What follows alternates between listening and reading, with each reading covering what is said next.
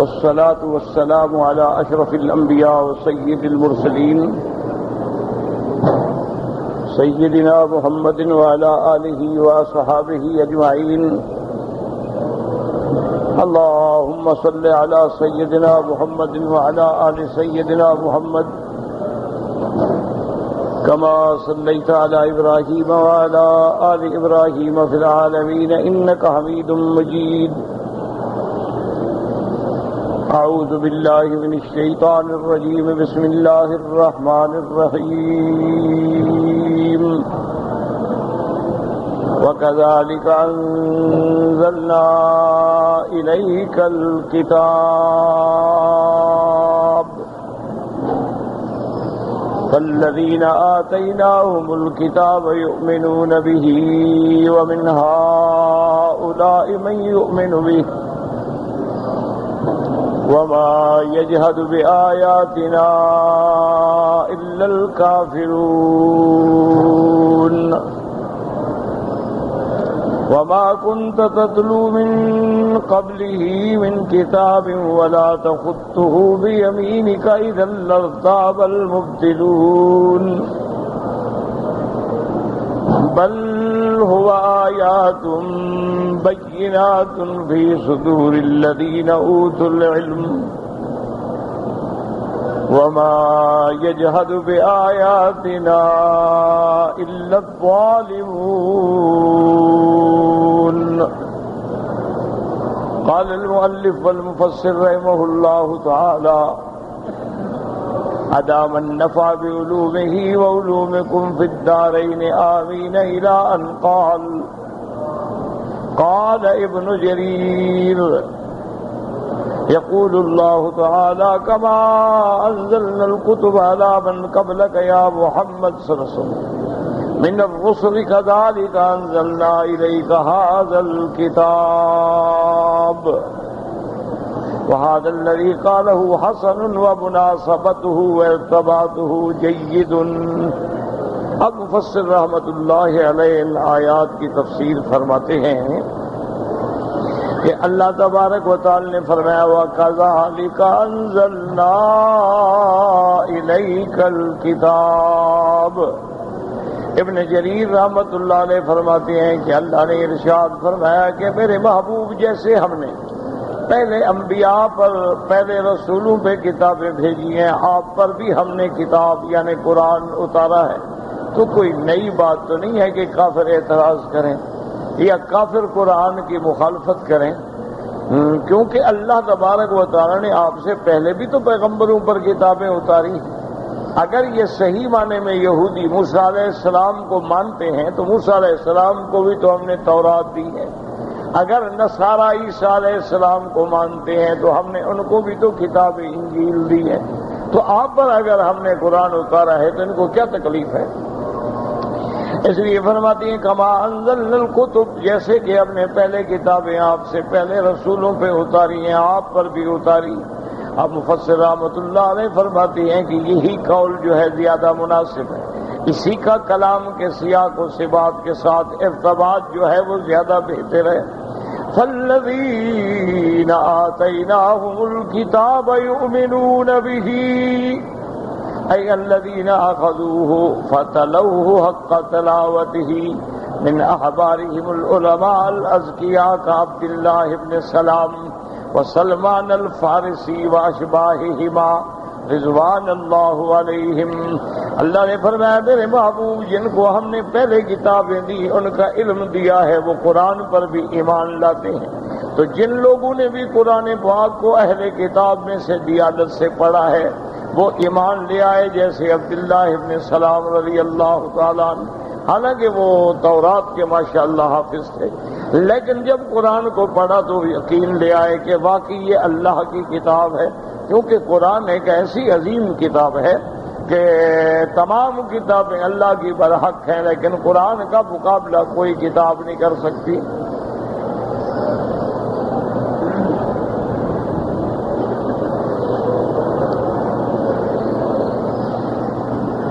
اور یہ واحد کتاب ہے جس کے بارے میں اللہ نے پوری تفصیل سے بیان فرمایا ہے کہ انا انزلناہ فی لیلۃ القدر، یعنی وہ رات بھی بیان کی، مہینہ بھی بتلایا، شہر رمضان الذی انزل فیہ القرآن، کہ رمضان کے مہینے میں قرآن اترا ہے، اور لے کے آنے والا جو فرشتہ ہے اس کا بھی بتلایا ہے، نزل بہ الروح الامین علی قلبک لتکون من المنذرین بلسان عربی مبین، اس فرشتہ کا بھی بتایا ہے، لغت بھی بتائی ہے کہ ہم نے قرآن کو لسان عربی میں اتارا ہے، انا جعلناہ قرآنا عربیا عربیا لعلکم تعقلون، اور یہ بھی بتایا ہم نے قرآن کو لوح محفوظ میں رکھا ہے، بل هو قرآن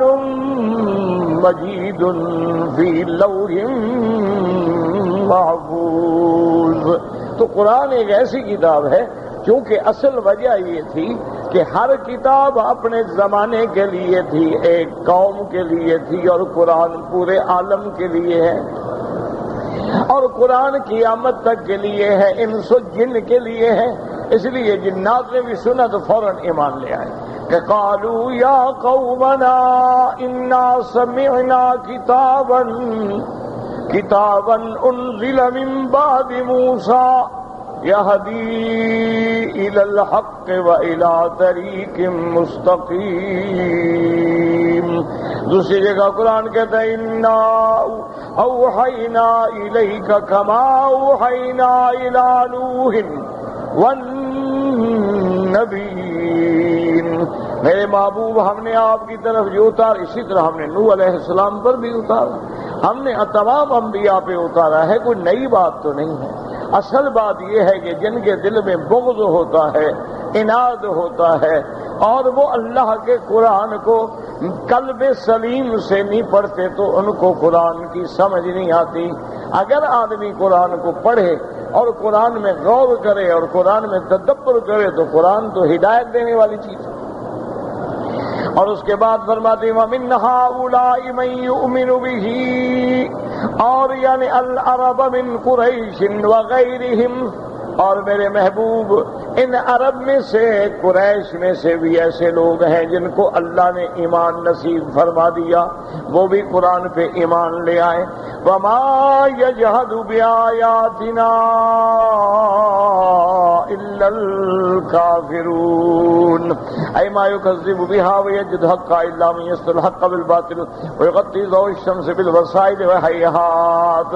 اب مفسر فرماتے ہیں، اللہ فرماتے ہیں کہ اس کی تکذیب قرآن کی، وَيَجْحَدُ حَقَّهَا، اور قرآن کے حق کا انکار وہ لوگ کرتے ہیں جو حق پر باطل کا پردہ ڈالنا چاہتے ہیں، وہ کرتے ہیں جو سورج کی شعاؤں کو پردوں سے ڈھانکنا چاہتے ہیں، لیکن جیسے سورج کی شعاؤں کو کوئی تارا بھی نہیں مٹا سکتا، اسی طرح اللہ کے قرآن کی حقانیت کو بھی کوئی نہیں چھپا سکتا ہے۔ جہاں جہاں قرآن پڑھا گیا ہے، جہاں جہاں قرآن پہ غور و فکر ہوا ہے، اب بھی دیکھ لیں کہ پوری دنیا کا میڈیا قرآن و اسلام کے خلاف ہے، لیکن اللہ کی شان ہے کہ ہزاروں لوگ اسلام لا رہے ہیں، جن کو بھی قرآن پڑھنا نصیب ہو رہا ہے وہ فوراً اسلام میں داخل ہو رہے ہیں۔ اب اس کے بعد اللہ فرماتے ہیں کہ ان کو شک کرنے کا تو شبہ ہو سکتا تھا کہ اگر آپ پڑھے ہوئے ہوتے، پڑھنا لکھنا جانتے تو یہ کہہ سکتے تھے کہ حضور پاک نے بنایا ہے، پڑھا ہے، لکھا ہے، لیکن آپ کو تو ہم نے پہلے اس سے پڑھنا بھی نہیں سکھایا، اس سے پہلے آپ نہ پڑھتے تھے نہ لکھتے تھے، تو اب کوئی اعتراض کرنے کا یعنی موقع بھی باقی نہیں۔ حالانکہ یہ بھی موقع باقی نہیں، اللہ نے تو قرآن میں چیلنج کیا ہے کہ اگر تم انکار کرتے ہو وَإِن كُنتُمْ فِي رَيْبٍ مِّمَّا نَزَّلْنَا عَلَىٰ عَبْدِنَا فَأْتُوا بِسُورَةٍ مِّن مِّثْلِهِ وَادْعُوا شُهَدَاءَكُم مِّن دُونِ اللَّهِ إِن كُنتُمْ صَادِقِينَ۔ اگر تمہیں شبہ ہے جو ہم نے قرآن اتارا ہے تو آؤ مقابلہ کرو، تم بھی قرآن جیسا قرآن لے آؤ، تم بھی کوئی ایک صورت بنا کے لے آؤ، تم بھی تو عرب ہو، تمہارے اندر بھی تو لوگ ہیں، فصحاء ہیں، بلغاء ہیں، شعراء ہیں، ادباء ہیں، مقابلہ کرو۔ اس لیے فرماتے وما كنت تتلو من قبله من كتاب ولا تخطه بيمينك اے قد لبثت في قومك يا محمد صلی اللہ علیہ وسلم من قبل ان تأتي بهذا القرآن عمر لا تقرأ كتابا ولا تحسن الكتابة بل كل أحد من قومك وغيرهم يعرف أنك رجل أمي لا تقرأ ولا تكتب وهكذا صفته في الكتب المتقدمة كما قال تعالى۔ اللہ پاک نے فرمایا کہ میرے محبوب آپ نے اس قوم کے اندر ایک زندگی گزاری، آپ مکے میں پیدا ہوئے، مکے میں پروان چڑھے، آپ کا شباب، آپ کا بچپن، آپ کی زندگی ان کے سامنے ہے، اور قرآن کے آنے سے پہلے یہ جانتے ہیں آپ نہ لکھتے تھے نہ پڑھتے تھے۔ ہر قوم آپ کا بندہ جانتا ہے کہ انک رجل امی، آپ جو ہے پڑھے ہوئے نہیں ہیں، لا تقرأ ولا تکتب وہکذا صفته فی الکتب المتقدمہ، اور اسی طرح پہلی کتابوں میں حضور کی شان بیان ہوئی ہے۔ الذین یتبعون الرسول النبی الأمی الذی یجدونہ مکتوبا عندہم فی التوراۃ والانجیل یأمرہم بالمعروف وینہاہم عن المنکر۔ اللہ نے فرمایا کہ میرے اور نبی امی صلی اللہ علیہ وسلم جس کا ذکر تورات میں بھی ہے، انجیل میں بھی ہے، اور جس کی صفت ہے کہ بھلائی کا حکم کرنے والے، برائیوں سے روکنے والے۔ وہکذا کان رسول اللہ صلی اللہ علیہ وسلم دائما الی یوم الدین، اور بے عین ہی اسی طرح میرے مدنی پاک کی زندگی تھی، ساری زندگی آپ نے بھلائی کا حکم کیا، برائی سے روکتے رہے۔ حضور لا یحسن الکتابۃ ولا یخط سطرا ولا حرفا بیدہ، آپ نے کبھی ایک سطر نہیں لکھا، آپ نے کبھی کوئی کتاب نہیں لکھی، بل کان لہ کتاب یکتبون بین یدہ الوحی والرسائل الی الاقالیم، بلکہ حضور پاک نے کاتب رکھے ہوئے تھے، جب کچھ لکھنا ہوتا تو وہ کاتب لکھتے، جیسے سیدنا علی رضی اللہ عنہ کاتب الوحی ہے، جیسے سیدنا معاویہ رضی اللہ تعالی عنہ کاتب الوحی ہے، جیسے سیدنا زید بن ثابت رضی اللہ تعالی عنہ، سیدنا عمر بن الخطاب رضی اللہ تعالی عنہ، اور دیگر صحابہ ہیں جو لکھتے ہیں، حضور نہ لکھتے نہ حضور پڑھتے۔ یعنی یہی تو کمال معجزہ ہے کہ جس نے کبھی نہ پڑھا ہو ساری کائنات کے پڑھانے والا بنا کے بھیج دیا اللہ نے۔ ومن زعم من متأخری الفقہاء كالقاضي ابي الوليد الباجي ومن تابعه انه عليه السلام كتب يوم الحديبية هذا ما قضى عليه محمد بن عبد الله فإنما حمله على ذلك رواية في صحيح البخاري ثم أخذ فكتب، وهذه محمولة على الرواية الأخرى ثم أمر فكتب، ولهذا اشتد النكير من فقهاء المشرق والمغرب على من قال بقول الباجي وتبرؤوا منه وانشدوا في ذلك أقوالا وخطبوا به في محافلهم، وإنما أراد الرجل أعني الباجي فيما يظهر عنه أنه كتب ذلك على وجه المعجزة لا أنه كان يحسن الكتابة كما قال إخبارا عن الدجال مكتوب بين عينيه كافر، وفي رواية كافارا يقرأها كل مؤمن، وما أورده بعضهم من الحديث أنه لم يمت صلى الله عليه وسلم حتى تعلم الكتابة وضعيف لا أصل له۔ اب مفسر رحمت اللہ علیہ فرماتے ہیں متأخرین فقہا میں سے قاضی ابو الولید باجی اور ان کے اتباع کرنے والوں نے یہ بات بھی لکھی ہے کہ جب میرے مدنی پاک نے صلح حدیبیہ فرمائی تو آپ نے لکھا لکھا کہ ھذا ما قضى علیہ محمد بن عبداللہ۔ اصل میں چونکہ صحیح بخاری میں لفظ آتے ہیں ثم اخذ فكتب، اور ایک اور روایت میں آتے ہیں ثم امر فكتب۔ اصل بات یہ ہے کہ بعض علماء فرماتے ہیں کہ حضور نے حکم دیا تو حکم دینے والا بھی گویا لکھنے والا ہو گیا، اور بعض فرماتے ہیں کہ نہیں حضور نے لکھا ہے، لیکن یہ لکھنا ایسے ہے جیسے معجزہ ہوگا، جیسے معجزہ ہوگا کہ اللہ نے آپ کے لیے اعجاز ثابت کر دیا کہ دشمنوں کے سامنے آپ نے لکھ بھی دیا، تو یہ اعجاز تھا۔ اس کا معنی یہ نہیں کہ حضور پہلے سے لکھنا پڑھنا جانتے تھے۔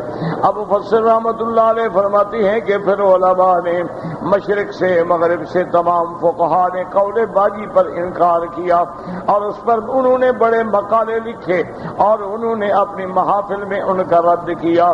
حالانکہ مفسر فرماتے ہیں کہ جہاں تک میں سمجھتا ہوں انما اراد الرجل، حتیٰ کہ باجی کی مراد یہ تھی انہو کتب ذالک علی وجہ المعجزۃ، کہ حضور کا یہ لکھنا جو تھا یہ معجزہ تھا محمد مصطفیٰ صلی اللہ علیہ وسلم۔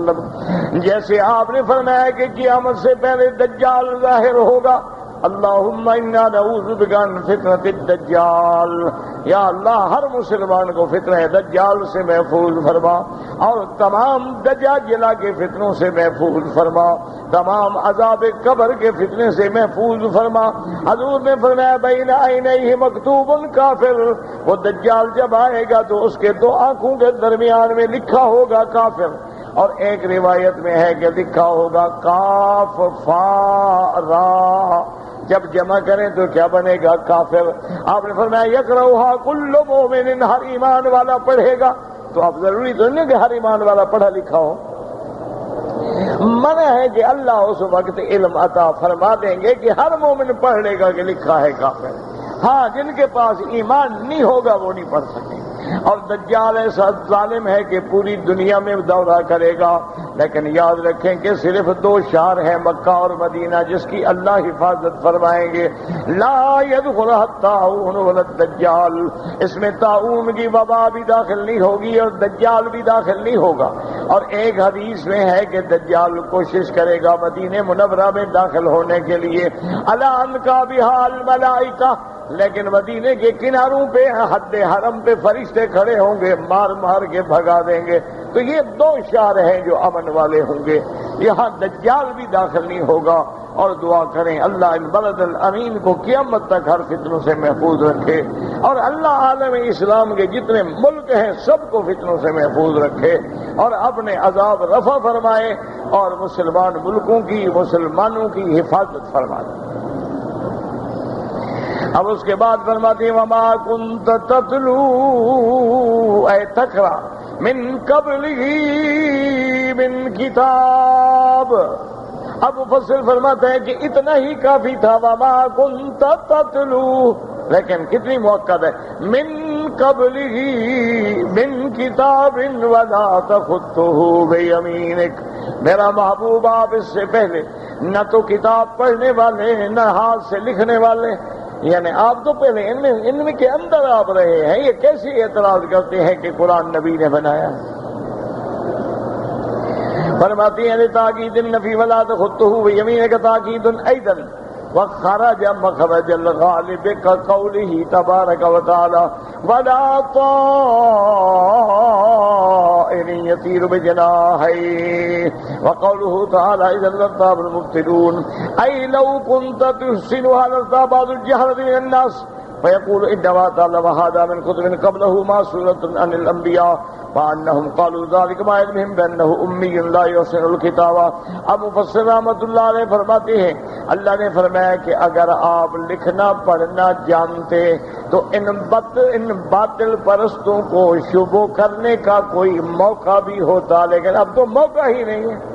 شبہ تو اس وقت بھی نہیں ہو سکتا تھا، لیکن چلو کوئی بات کہنے کا انداز تو ہوتا کہ جی آپ پڑھے لکھے آپ نے لکھا، لیکن جب حضور لکھنا نہ جانے پڑھنا نہ جانے اور پھر اللہ کا قرآن پڑھیں، اللہ کا قرآن سنائیں، اور قرآن بھی اس انداز میں پڑھیں کہ ساری دنیا محنت کرتی ہے، رات دن پڑھتی ہے۔ اللہ نے فرمایا میرا مدنی آپ زبان بھی نہ ہلائیں، اللہ نے فرما دیا کہ میرے محبوب آپ جب جبریل آئے تو پڑھنے کی ضرورت ہی نہیں، بس آپ سنتے رہیں. لا تحرک به لسانک لتعجل به ان علینا جمعه وقرآنہ فَإِذَا قَرَأْنَاهُ فَاتَّبِعْ قُرْآنَهُ. اللہ نے فرمایا میرا بدری آپ بالکل زبان مبارک کو بھی حرکت نہ دیں اس خوف سے کہ شاید جلدی میں قرآن بھول جائے. بالکل فکر نہ کریں. قرآن کا اتارنا، قرآن کا جمع کرنا، قرآن کا پڑھانا، آپ کے سینے میں جمانا، پھر اس کی تفسیر سکھانا سب میرے ذمے ہے. اسی لیے امام ابو حنیفہ رحمۃ اللہ علیہ اس آیت سے بھی استدلال کرتے ہیں کہ قرآن کی تو شان یہ ہے کہ جب پڑھا جائے تو چپ، زبان بھی نہ ہلے، سنو قرآن بس. قرآن کا مقام یہی ہے کہ جب پڑھا جائے فَإِذَا قُرِئَ الْقُرْآنُ فَاسْتَمِعُوا لَهُ وَأَنصِتُوا لَعَلَّكُمْ تُرْحَمُونَ کہ جب قرآن پڑھا جائے سنو، چپ رہو بس. یہ نہیں کہ ایک قرآن پڑھو تم بھی شروع کر دو. تو عظمت قرآن کا اسی لیے جب جن گزرے تو کیا کہے؟ قرآن نے خود لکھا ہے نا، اپنے ذکر فرمایا وَإِذْ صَرَفْنَا إِلَيْكَ نَفَرًا مِّنَ الْجِنِّ يَسْتَمِعُونَ الْقُرْآنَ فَلَمَّا حَضَرُوهُ قَالُوا أَنصِتُوا. جب جنوں نے بھی قرآن سنا، اتنا عقل تو اللہ نے ان کو بھی دیا، انہوں نے کہا بھی چپ کرو، سنو سنو کیا پڑھ رہا ہے محمد مصطفیٰ صلی اللہ علیہ وسلم وعلی آلہ واصحابہ وسلم تسلیما کثیرا کثیرا. تو اصل میں بات یہ ہے کہ بس دعا یہ کریں اللہ عالم اسلام کو ضد سے، جھگڑے سے، پارٹی بازی سے، فرقہ واریت سے، بلا وجہ کے اختلافات سے اللہ نجات عطا فرمائے. اللہ حضور کی امت کو وحدت عطا فرمائے. اللہ حضور کی امت کو اجتماعیت عطا فرمائے. اللہ حضور کی امت کو اتحاد عطا فرمائے. اور یہ فروعی مسائل پہ لڑائیاں اور جھگڑے اور اختلافات، یعنی دشمن کو موقع ملتا ہے وہ ہنستا. وہ کہتے ہیں یہ کیسے مسلمان ہیں، 1400 سال گزر گئے، ان کا نماز پہ بھی جھگڑا ہے، جنازے پہ بھی جھگڑا ہے، اذان پہ بھی جھگڑا ہے. 1400 سال گزر گئے، ان کا حج اور عمرے کے مسائل پہ بھی جھگڑا ہے. یہ وجہ کیا ہے؟ یہ ہمارے لوگوں کی ضد. حالانکہ اللہ کا شکر ہے کوئی جھگڑا نہیں. محض جھگڑا وہ کرتے ہیں اور فرقہ واریت وہ پیدا کرتے ہیں جن کے اندر اللہ نے علم کا نور رکھا ہی نہیں. اگر انسان قریب سے دیکھے، اللہ کا شکر ہے الحمدللہ آج تک اسلام کے اصولوں میں کوئی جھگڑا نہیں. اللہ پہ ایمان پہ کیا جھگڑا؟ ہاں کوئی شرک کرے اس کی مرضی میں تو کافر ہو گیا نا. سرکار دو عالم کی رسالت پہ کیا جھگڑا ہے؟ ہاں کوئی منکر ختم نبوت بن کے کافر بنے اس کی مرضی. اسی طرح آپ دیکھیں کہ 5 نمازیں ہیں، آج تک کسی جماعت نے کہا کہ 6 نمازیں ہیں. 1400 سال سے عشاء کی 4 رکعتیں ہیں، کسی جماعت نے کہا 5 رکعتیں پڑھو. 1400 سال سے مغرب کی 3 رکعتیں ہیں، کسی نے کہا کہ 4 رکعتیں پڑھو. کوئی جھگڑا. یہ تو اختلاف تھے افضل اولا کے کہ بھی آمین زور سے کہیں یا آہستہ. آمین تو دونوں کہہ رہے ہیں. یہ تو اعلیٰ اولا افضل غیر افضل کے مسئلے ہیں، کوئی لڑائی کے تو مسئلے ہیں ہی نہیں. تو اس لیے بس دعا کیا کریں کہ اللہ ہمارے حال پہ رحم کرے. اسی لیے ایک انگریز لڑکی نے قرآن پہ کتاب لکھی ہے، اسلام پہ کتاب لکھی ہے. بڑی محنت اور عرق ریزی سے اس نے کتاب لکھی. اس نے کہا میں نے بڑے مذاہب کا مطالعہ کیا ہے، یہودیت کا، عیسائیت کا، بدھ مت کا، یدھ مت کا، ہندو ازم کا، سکھ ازم کا. میں نے بڑی دنیا کے مذاہب دیکھے ہیں، لیکن جب میں نے مذہب اسلام دیکھا ہے تو میرا دل، میرا وجدان، میرا ضمیر کہتا ہے کہ سچا مذہب اسلام.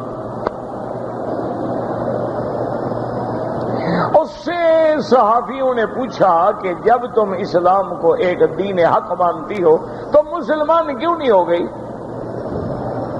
اس نے کہا وجہ یہ ہے کہ اسلام تو سچا دین ہے، لیکن جب میں ان مسلمانوں کو دیکھتی ہوں نا میں ڈر جاتی ہوں۔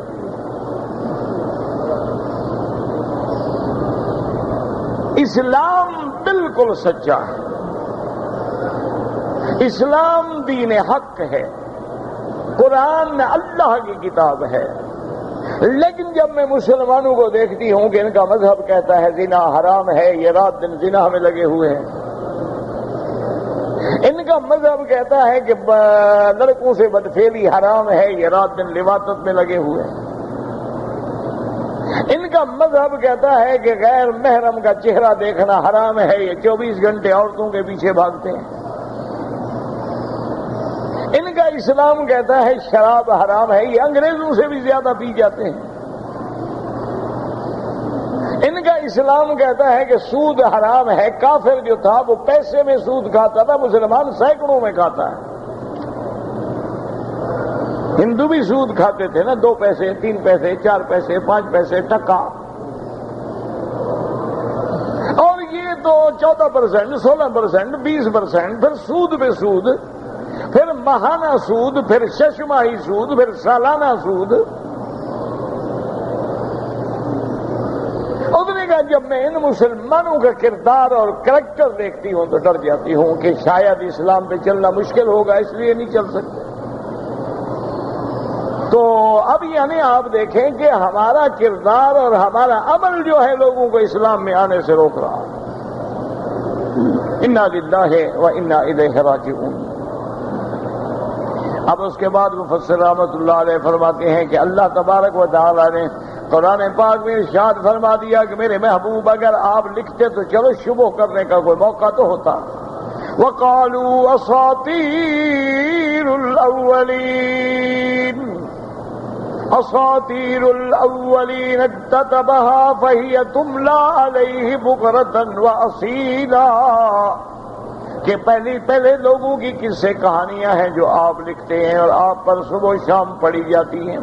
قُلْ أَنزَلَهُ الَّذِي يَعْلَمُ السِّرَّ فِي السَّمَاوَاتِ وَالْأَرْضِ۔ اللہ نے فرمایا میرا مدنی آپ ان کو کہیں مجھ پہ قرآن اس ذات نے اتارا ہے جو آسمانوں اور زمینوں کے راز جانتا ہے، اس نے ہی مجھے ساری خبر عطا فرمائی ہے۔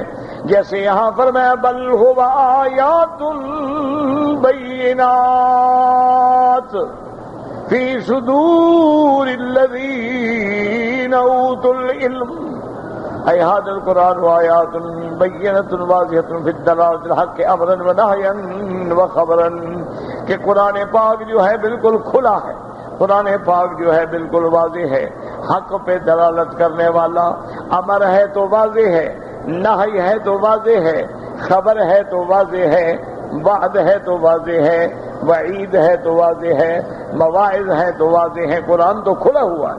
یہاں پر علماء یسرہ اللہ علیہم حفظا و تلاوتا و تفسیرا، اللہ نے ایسے علماء پیدا کیے ہیں اور ان کے لیے قرآن کا یاد کرنا بھی آسان کر دیا، قرآن کا پڑھنا بھی آسان کر دیا، قرآن کی تفسیر بیان کرنا بھی آسان فرما دیا۔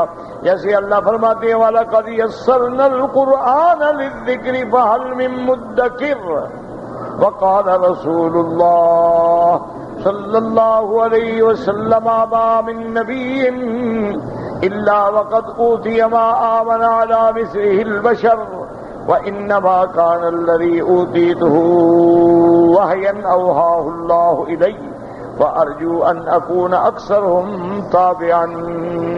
اب اس حدیث سے مبارک میں آتا ہے، اس حدیث کو بھی امام بخاری اور امام مسلم رحمت اللہ علیہ نے نقل فرمایا ہے کہ اللہ نے کوئی نبی نہیں بھیجا مگر اللہ نے ان کو بھی عطا فرمایا جس پہ انسان ایمان لے آئے، لیکن اللہ نے مجھ پہ جو وحی بھیجی ہے، مجھ پہ جو قرآن بھیجا ہے وہ ایسی جامع کتاب ہے، ایسی کامل مکمل کتاب ہے، میں امید کرتا ہوں کہ قیامت میں سب سے زیادہ میری اتباع کرنے والے میری امت ہوگی، یعنی قرآن اتنا واضح ہے کہ قیامت میں سب سے زیادہ میرے ماننے والے ہوں۔ وفي حديث عياض بن حماد في صحيح مسلم يقول الله تعالى إني مبتليك ومبتل بك ومنزل عليك كتابا لا يغسله الماء فاقرأه نائما ويقظانا أي لو غسل الماء المحل المكتوب فيه لما أهتيج إلى ذلك المحل لأنه قد جاء في الحديث الآخر ولو كان القرآن في إهاب ما أحرقته النار ولأنه محفوظ في الصدور ميسر على الألسنة محيمن على القلوب موجز لفظا ومعنى ولهذا جاء في الكتب المتقدمة في صفة هذه الأمة أناجيلهم في صدورهم. اللہ نے فرمایا میرا مدنی صلی اللہ علیہ وسلم میں آپ کا بھی امتحان کرنے والا ہوں اور آپ کے ذریعے بھی امت کا امتحان کرنے والا ہوں، اور میں آپ پہ ایسی کتاب اتار رہا ہوں جس کو پانی نہیں مٹا سکتا. کیا مانا کہ سینے میں ہے وہاں پانی کیسے مٹائے؟ میں نے محفوظ کر دیا ہے. اور بعض علماء نے فرمایا اگر ایک جگہ مٹاؤ گے تو دوسری جگہ موجود ہے، کیونکہ اللہ نے قرآن میں واقعات کو بڑی ترتیب سے بیان فرمایا. اور اس کے بعد فرماتے ہیں قرآن کی شان یہ ہوگی کہ تقرأہ نائما ویقظانا، کہ لوگ نیند میں بھی ہوں گے تو قرآن پڑھیں گے اور جاگتے ہوں گے تو قرآن پڑھیں گے.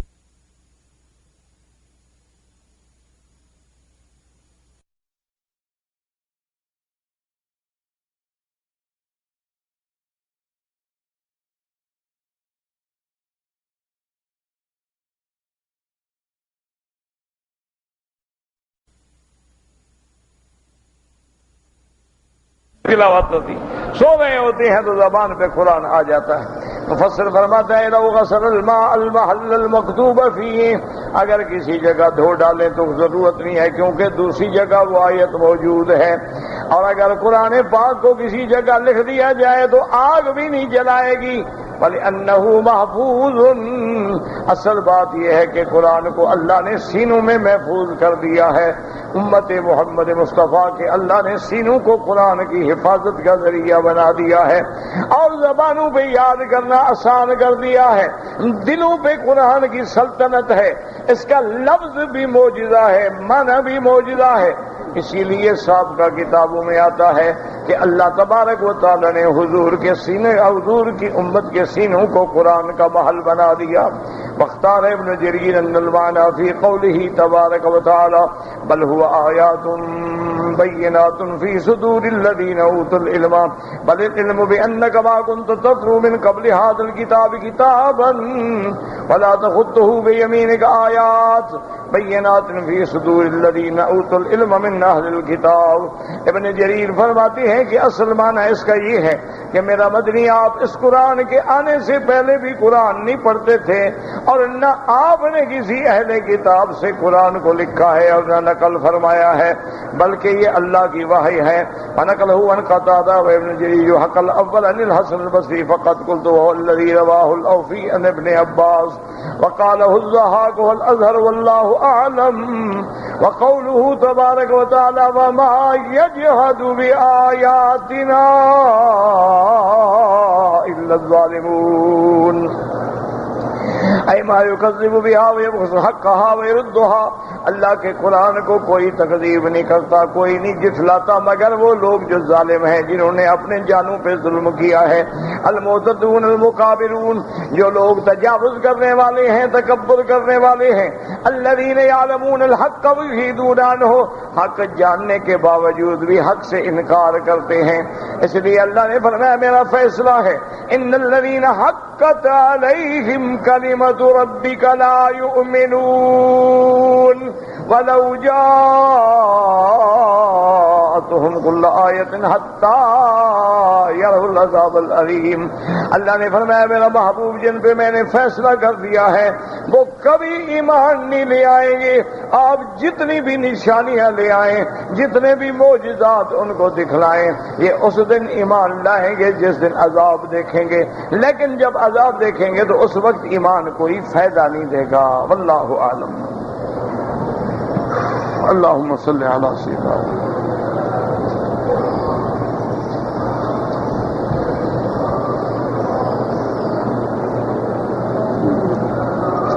کہتے ہیں جی کہ یہ عقیدہ رکھنا کہ کسی آدمی کی نظر جو ہے وہ لگتی ہے اور دوسرے بندے کو نقصان دیتی ہے، یہ ٹھیک ہے، بالکل ٹھیک ہے۔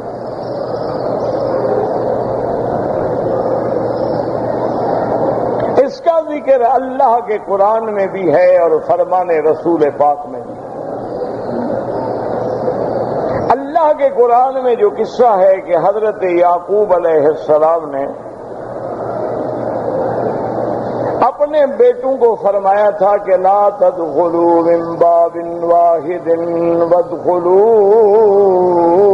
من ابواب متفرقہ۔ حضرت یعقوب علیہ السلام نے اپنے بیٹوں سے فرمایا کہ بیٹا، جب مصر کے شہر میں داخل ہوں تو ایک دروازے سے سارے بھائی اکٹھے نہ جانا، بلکہ کوئی ادھر سے، کوئی ادھر سے، کوئی ادھر سے۔ وہاں مفسرین نے لکھا ہے حضرت یعقوب کو ڈر تھا کہ خوبصورت بھائی ہیں اور 10 11 جوان ہیں، کہیں نظر نہ لگ جائے۔ اور اسی طرح میرے آقا کا فرمان ہے کہ اللعین حق، نظر بد جو ہے وہ حق ہے، لگتی ہے۔ اور اسی طرح ایک حدیث مبارک میں آیا ہے کہ ایک صحابی غسل کر رہے تھے، بیچارے گر گئے، بے ہوش ہو گئے۔ جب حضور کو خبر دی گئی، حضور صلی اللہ علیہ وسلم نے فرمایا پتہ کرو کیا بات ہے۔ انہوں نے کہا یا رسول اللہ بیچارہ غسل کر رہا تھا، فلانا بندہ جو گزرا تو اسے کہا یار ایسی خوبصورت جان تو میں نے کسی کی دیکھی نہیں ہوئی، یہ گر گیا۔ اور میں جلدی کرو اس کو بلاؤ۔ اس آدمی کو بلایا گیا اور حضور بڑے ناراض ہوئے۔ آپ نے فرمایا قتل تاخی کا، تم نے اپنے بھائی کو مار ڈالا ہے،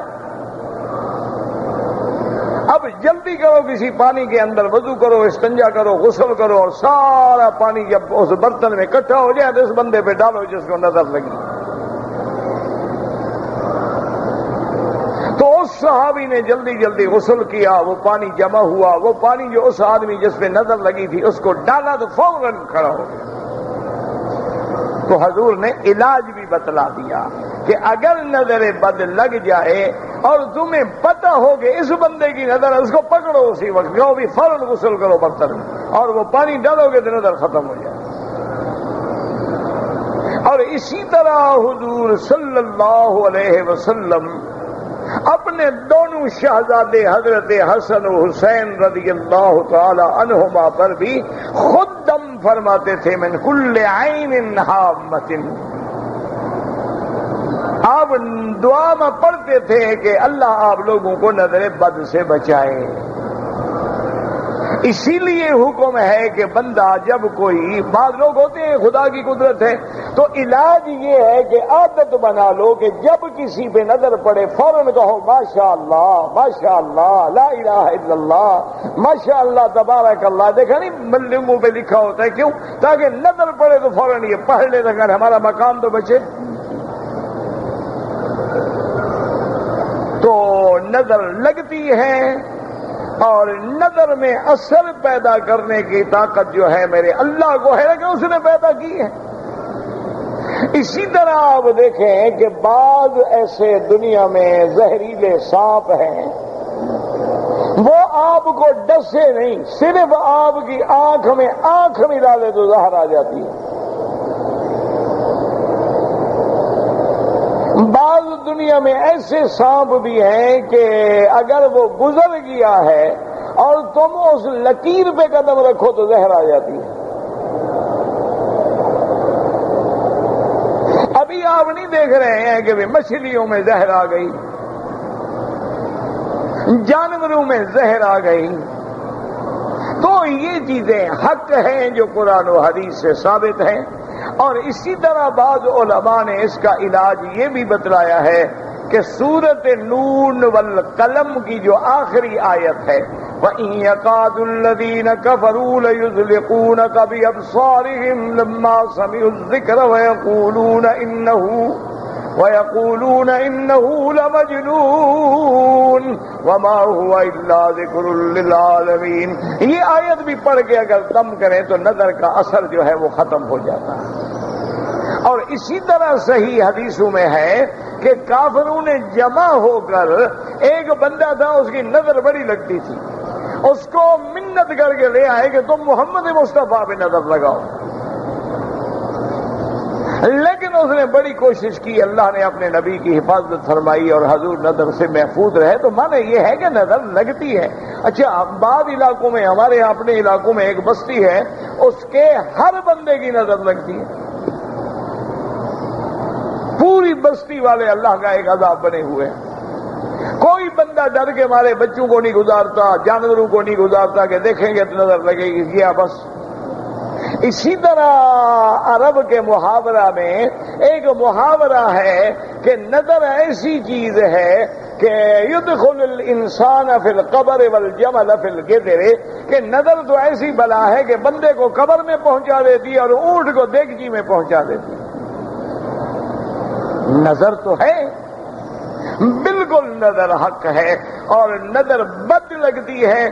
اچھا، جب نظریں بد لگتی ہے تو اچھی نظر بھی ہوتی ہے، اس کا بالعکس بھی تو ہوگا۔ اسی لیے آپ نے دیکھا ہے کہ اللہ کے نبی کے سامنے کچھ لوگ آئے، چہرہ دیکھا کلمہ پڑھ لیا۔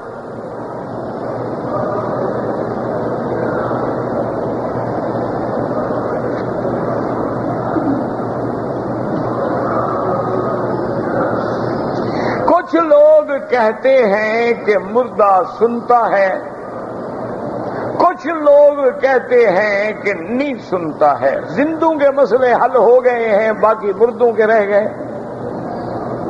کیا خیال ہے؟ یعنی زندہ لوگوں کو جو مسائل درپیش ہیں وہ ہم نے سارے حل کر دیے ہیں، اب ہم مردوں کے پیچھے پڑ گئے ہیں کہ جناب آپ سنتے ہیں کہ نہیں سنتے؟ انا للہ و انا الیہ راجعون۔ اصولی بات یاد رکھو کہ ہمیں اس بحث میں پڑھنے کی کوئی ضرورت نہیں۔ نہ قیامت میں ہم سے پوچھا جائے گا کہ جناب بتاؤ مردے سنتے ہیں کہ نہیں، نہ ہم سے قبر میں سوال ہوگا کہ تمہارا کیا عقیدہ ہے، مردے سنتے ہیں کہ نہیں سنتے۔ تو اس لیے پہلی بات تو یہ ہے کہ ایسے مسائل میں الجھ کے حضور کی امت کو کسی اور مصیبت میں نہ ڈالو، کیونکہ حالات اور روایات میں اتنا تعارض ہے کہ بعض آیات مبارک سے واضح ہوتا ہے کہ مردے نہیں سنتے، اور بعض آیات مبارک یہ بتلاتی ہیں کہ مردہ انسان تو بڑی بات ہے، مردہ پرندہ بھی سنتا ہے۔ اللہ نے ابراہیم علیہ السلام کو کیا حکم دیا تھا جب انہوں نے کہا کہ یا اللہ مجھے ذرا دکھلائیں کہ آپ مردوں کو کیسے زندہ فرماتے ہیں؟ تو اللہ نے کیا حکم دیا؟ فخذ اربعۃ من الطیر، 4 پرندے لو، ان کو ذبح کرو، ذبح کر کے ان کو ٹکڑے ٹکڑے کرو، ٹکڑے ٹکڑے کر کے ان کو ملا دو آپس میں، سارے گوشت کو ملا دو۔ ثم اجعل علی کل جبل منہن جزءا، اب تھوڑا تھوڑا گوشت اٹھا کے جو سامنے پہاڑ ہیں ان پر رکھو، ٹھیک؟ اب سامنے بیٹھ جاؤ، ثم ادعوہن، اب ان کو بلاؤ۔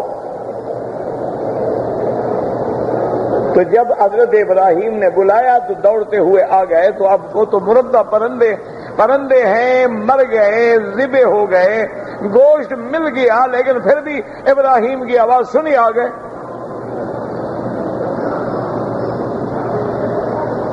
اسی طرح جو لوگ ابھی پیدا بھی نہیں ہوئے، اصلاب آبا میں ہیں یا بطون امہات میں ہیں، جب ابراہیم نے آواز دی تو لبیک لبیک کہتے ہوئے سب نے جواب دیا۔ کیسے سن لیا؟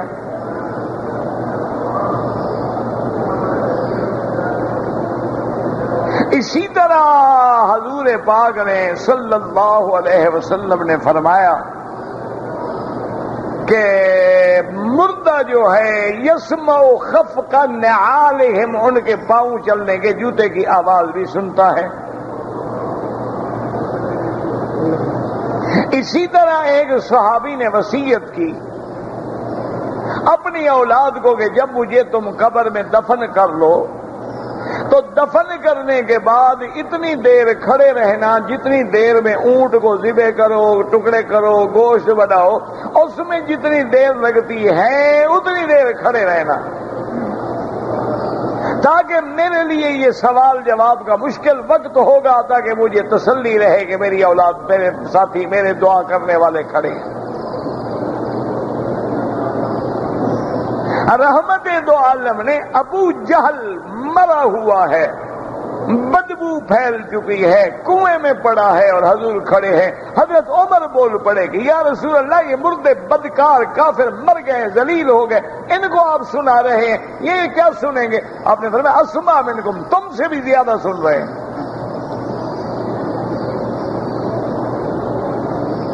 تو اس لیے میرا عزیز، بعض آیات و روایات میں سننے کا اس بات ملتا ہے، بعض آیات و روایات میں نہ سننے کے بارے میں باتیں ملتی ہیں۔ تو اصل بات یہ ہے، اللہ چاہتے ہیں سنوا دیتے ہیں، نہیں چاہتے ہیں نہیں سنواتے ہیں۔ بلا وجہ الجھ کے امت کو، خدا کے رسول کی امت کو نہ لڑائیں اور نہ ایسے مسائل میں الجھائیں۔ اللہ تبارک و تعالیٰ چاہتے ہیں تو پرندوں کو سنا دیتے ہیں، مردوں کو سنا دیتے ہیں۔ اللہ تبارک و تعالیٰ چاہتے ہیں تو مردہ ہیں لیکن بالکل صحیح سالم ہے۔ حضرت عزیر پہ 100 سال موت آ گئی لیکن کوئی تبدیلی نہیں آئی۔ حضرت سلیمان علیہ السلام عاصے پہ کھڑے ہیں اور صدیاں گزر گئیں، کوئی تبدیلی نہیں آئی۔ اور بعض آدمی کو ہم دفن کرتے ہیں، 10 دن کے بعد اس کی قبر میں جاؤ تو ہڈیاں ہی نہیں ملتی۔ بعض لوگوں کی قبریں کھلی ہیں تو بے عین ہی اسی طرح لاش موجود ہے اور خوشبوئیں پھیل رہی ہیں۔ یہ اللہ کا نظام ہے، یہ مسئلہ عالم برزخ کا ہے، یہ مسئلہ عالم مغیبات کا ہے۔ اس میں ٹکریں مارنے سے نتیجہ یہ نکلے گا، یا قرآن کا انکار کر بیٹھو گے یا حدیث کا انکار کر بیٹھو گے۔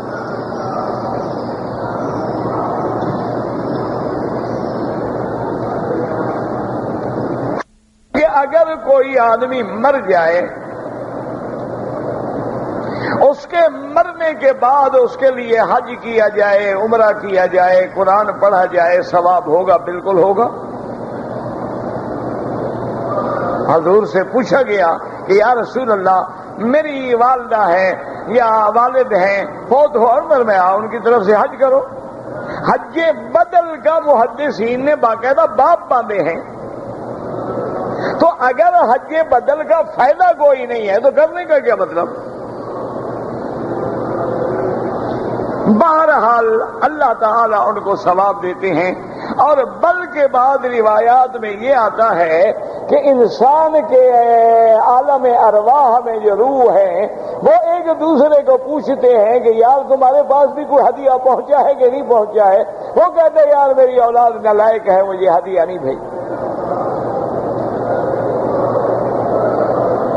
بدبخت اولاد ہوتی ہے نا ماں باپ کے مرنے کے بعد، وہ اپنے شراب میں مگن ہیں، اپنے کھانے پینے میں مگن، اور جن کی اولادیں قرآن پڑھ رہی ہیں، دعائیں مانگ رہی ہیں، طواف کر رہی ہیں، عمرے کر رہی ہیں، ان کے والدین خوش ہوتے ہیں کہ دیکھو آج مجھے یہ مقام ملا۔ تو اللہ تبارک و تعالی مومنوں کو فائدہ پہنچاتے ہیں، اور قیامت میں بھی، دنیا میں بھی، آخرت میں بھی۔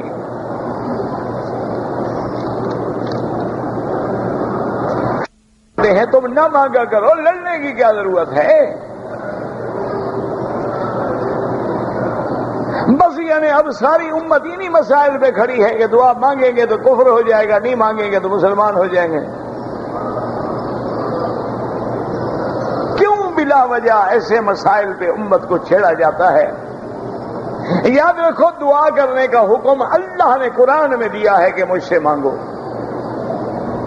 حدیث مبارک ہے کہ عبادت کا مغز جو ہے وہ دعا ہے،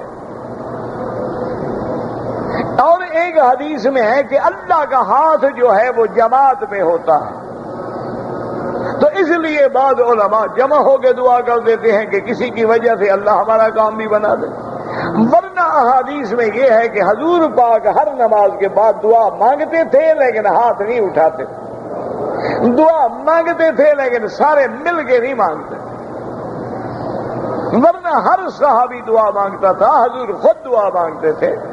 کبھی کبھی حضور نے ہاتھ بھی اٹھائے تو اس لیے کبھی اٹھا لیا، کبھی نہ اٹھایا، کبھی مانگ لی، کبھی اٹھ کے چلے گئے، نہ مانگی کوئی بات نہیں۔ یہ کون سا کفر و اسلام کا مسئلہ ہے کہ اسی پہ لڑو؟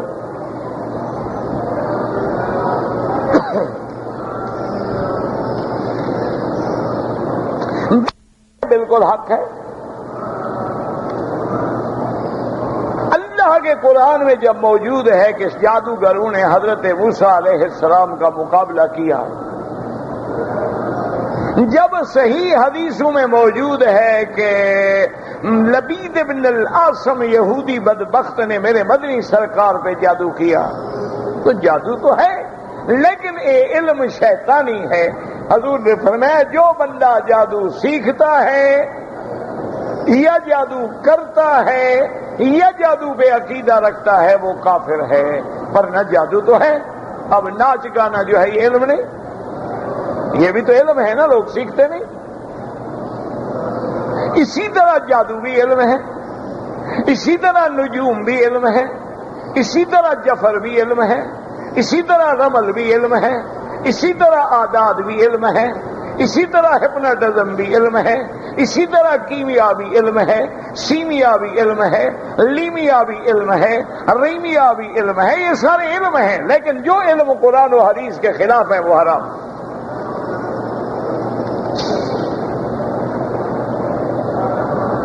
کہتے جی کہ جو لوگ مثلاً قرآن پڑھاتے ہیں مدرسوں میں، ان کو تنخواہ لینا، اجرت لینا، یا نماز پڑھاتے ہیں، امام مسجد ہے اس پہ تنخواہ لینا جائز ہے؟ بالکل جائز ہے نہ۔ امام تنخواہ نہ لے تو کیا کرے؟ چوری کرے؟ کیا خیال ہے آپ؟ نہیں، آپ بھی تو کوئی حل بتائیں نا کہ امام تنخواہ نہ لے کیا کرے؟ چوری؟ یا پھر وہ توحید لکھے گا؟ بھئی روٹی تو کھانی ہے نا اس نے۔ یہ پہلے دور کا مسئلہ ہے کہ بیت المال جو ہے ان کی ذمہ داری اٹھاتا تھا، کہ جتنے لوگ دین کے کام میں تھے ان کے وظیفے مقرر تھے، ان کو کسی تنخواہ کی ضرورت ہی نہیں تھی۔ لیکن اب علماء کا متفق کا فیصلہ ہے کہ عالم کو تنخواہ لینا جائز ہے، مدرس کو تنخواہ لینا جائز ہے، امام مسجد کو تنخواہ لینا جائز ہے، اور بلکہ اتنی تنخواہیں دیں کہ ان بیچاروں کو جھوٹ بولنے کی ضرورت ہی نہ پڑے۔ اگر تم ان کے ضروریات پورے نہیں کرو گے وہ بھی تمہارے ایمان میں ڈاکہ ڈالیں گے، وہ بھی انشاءاللہ 11ویں شریف منوائیں گے، پھر 12ویں شریف میں میلاد کروائیں گے، 27ویں میں انشاءاللہ رجبی شریف کروائیں گے، پھر حضرت امام جعفر کے کونڈے شریف کروائیں گے، پھر تیسرے دن کل شریف اور 7 جمعراتیں شریف اور 40واں شریف، اتنے میں کوئی اور شریف بھی مر جائے گا انشاءاللہ۔ انہوں نے کھانا تو ہے، کہاں سے کھائیں؟ آدمی لیٹا ہوا ہے اور کیسٹ میں ٹیپ ریکارڈ میں قرآن سن رہا ہے، کوئی حرج نہیں، لیٹ کے پڑھنا بھی جائز۔ پانی پہ اللہ کے فرشتے ہیں، جب آدمی ہاتھ لگاتا ہے بسم اللہ اللہ اکبر وللہ الحمد اللہم انی اسألک العفو والعافیہ، اللہ کے فرشتے کہتے ہیں مولا اس بندے کی دعا قبول فرما۔ کہتے ہیں جی کہ ائمہ اربعہ کی بات ماننا کیوں ضروری ہے؟ ابھی ایک امام کے پیچھے نماز پڑھنا کیوں ضروری ہے؟ اپنی اپنی پڑھ لیا کرو۔ نہیں، یہ 5 دفعہ ایک امام کے پیچھے کھڑے ہو کے نماز کیوں ضروری ہے؟ آخر مانا ہے کہ اجتماعیت کا سبق ملے۔ اسی طرح اگر کوئی کہے کہ پھر بخاری شریف پڑھنا کیوں ضروری ہے، مسلم شریف پڑھنا کیوں ضروری ہے، سیاہ ستہ کی کتابیں پڑھنا کیوں ضروری ہے، یہ کوئی بات ہے؟ یہ تو جاہلوں کا سوال ہے۔ کوئی عالم امام ہوگا تو ہم اسے سیکھیں گے، نہیں ہوگا ہمیں کون پڑھائے گا؟ پاس قرآن و حدیث موجود ہے، کس سے پڑھو گے قرآن و حدیث؟ کسی سے پڑھو گے کہ نہیں؟ اور قرآن و حدیث میں جو مسائل ہیں وہ کون سمجھائے گا؟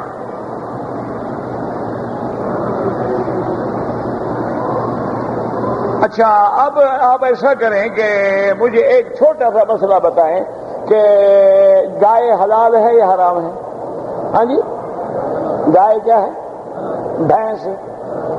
کس حدیث قرآن میں بھینس کا نام لکھا ہوا ہے؟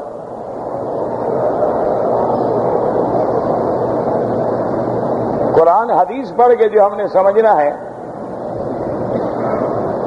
تو وہ حدیث مبارک یا قرآن کی آیت پڑھیں جس میں لکھا ہو بھینس حلال ہے۔ اچھا جی، عشاء کی نماز کی کتنی رکعتیں ہیں؟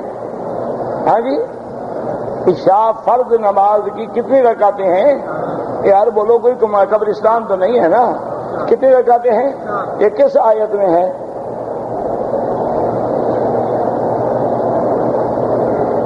اگر نماز میں غلطی ہو جائے تو سجدہ سہو ہے۔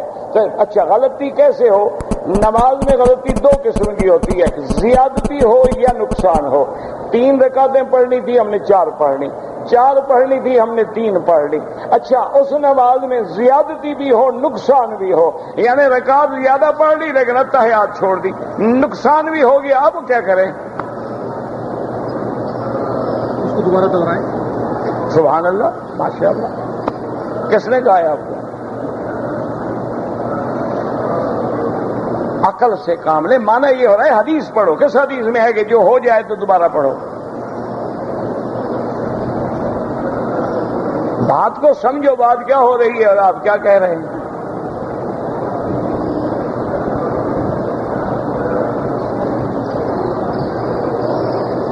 مسئلہ یہ ہے کہ ہر بات کو سمجھنے کے لیے میرے عزیز، اب دیکھیں قرآن موجود ہے، صحابہ عربی ہیں، قرآن عربی ہے، اس لیے ہمیشہ یاد رکھیں یہ معمولی بات نہیں ہوتی۔ اب اگر ہم نے قرآن سمجھنا ہے، اسی لیے جب آپ کہیں گے صرف قرآن حدیث امام کی بات ہی نہ کرو، اسی طرح ایک جماعت پیدا ہو گئی، وہ کہتے ہیں حدیث کی بات ہی نہ کرو، اللہ نے قرآن اتارا ہے، حدیث اتاری ہی نہیں۔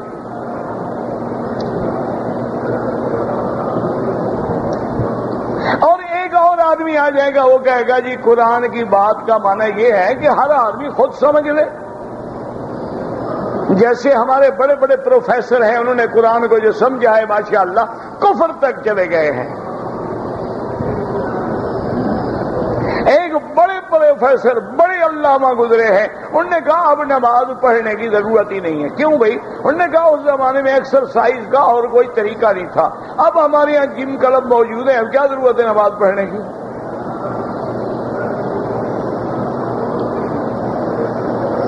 اور نماز کا لفظ ہے صلاۃ، صلاۃ کا معنی دعا بھی ہے، صلاۃ کا معنی نماز بھی ہے، صلاۃ کا معنی تحریک الصلوین بھی ہے، صلاۃ کا معنی رحمت بھی ہے۔ اگر آدمی کہے کہ ہاں جہاں قرآن میں لفظ صلاۃ ہے معنی دعا کر لیا کرو کافی ہے، میرا عزیز ٹھنڈے دل سے سمجھو، قرآن تب سمجھ آئے گا جب ہم محمد مصطفیٰ کے دروازے پہ آئیں گے۔ حضور کے بغیر قرآن کوئی نہیں سمجھ سکتا، اور حضور کا فرمان اور تفسیر قرآن تب سمجھ آئے گی جب ہم صحابہ کے دروازے پہ آئیں گے، چونکہ جب قرآن اترا ہے تو صحابہ گواہ تھے، جب حضور نے نماز پڑھی ہے تو دیکھنے والے صحابہ تھے، گواہی دینے والے صحابہ تھے۔ اسی طرح صحابہ کی بات اگر ہم نے پوچھنی ہے تو تابعین سے پوچھیں گے، اسی طرح جو ان مسائل میں اغلاق ہے تو ائمہ مجتہدین سے پوچھیں گے، فقہا سے پوچھیں گے۔ جب تک یہ سارے سلسلے نہیں چلیں گے اس وقت تک دین کامل نہیں ہوگا۔ تلاوت کتاب الگ چیز ہے، تعلیم کتاب الگ چیز ہے، تعلیم حکمت الگ چیز ہے، تزکیہ باطن جو ہے درجہ احسان الگ چیز ہے۔ یہ ساری لائنیں متوازی ہوں گی، اس کے بغیر کوئی حل نہیں ہو سکتا ہے۔ آپ انجن مضبوط لگا لیں، بلب قیمتی لگا لیں، لیکن تار نہ جڑے تو کبھی لائٹ نہیں آئے گی۔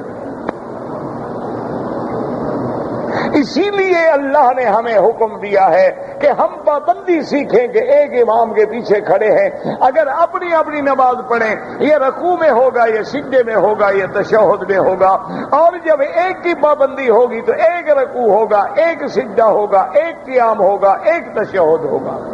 لیکن وہ تمام ائمہ جو ہیں وہ کہاں سے لیں گے؟ وہ اپنے گھر سے مسئلہ بیان نہیں کریں گے، وہ اخذ کریں گے اللہ کے قرآن سے، فرمان محمد مصطفیٰ سے اور اقوال صحابہ سے۔